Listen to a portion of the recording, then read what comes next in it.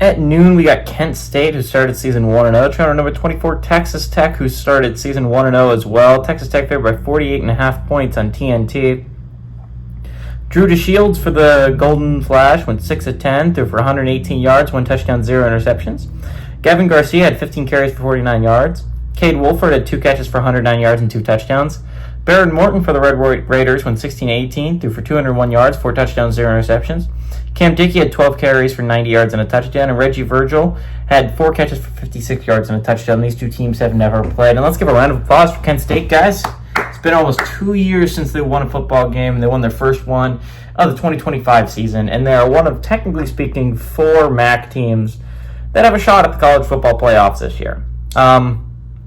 They don't really. They barely survived Merrimack, and they needed basically a miracle to do it.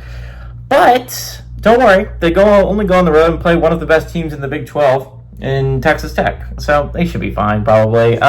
This game's going to go bad. This game's going to go bad in the first quarter. It's going to be rough for the Golden Flash, man. This is not a game where you can reasonably speaking think you can win it.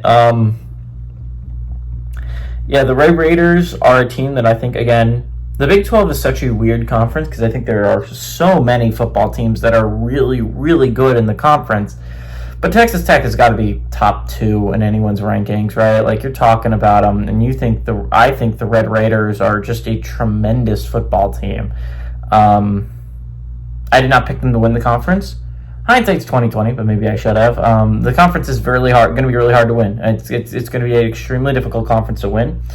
But the Red Raiders could absolutely do it. They have a lot of talent there. Barron Morton is one of the best quarterbacks in the conference, as he showed against his FCS opponent.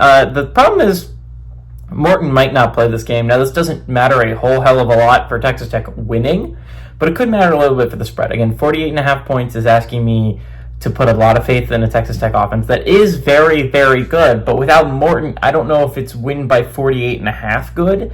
And from what I'm hearing, I think it's leaning in the direction of Morton's probably not going to play, which I think is the correct decision. Even if this is a chance to get him and the coordinator kind of get on the same page, get some momentum going offensively heading into the Big 12 season, I think it is more important to have him healthy for a Big 12 season. So all I'm hearing is that it's leaning towards him not playing. So if we're leaning that way, I think the Red Raiders are going to be a really good football team in this one. They're going to win pretty handily, but I would be throttled if they could beat Kent State by more than 48.5 with a backup quarterback. So give me the Golden Flash to win. No, I'm sorry. Kent State, the Golden Flash to cover, but I like the Red Raiders to win outright.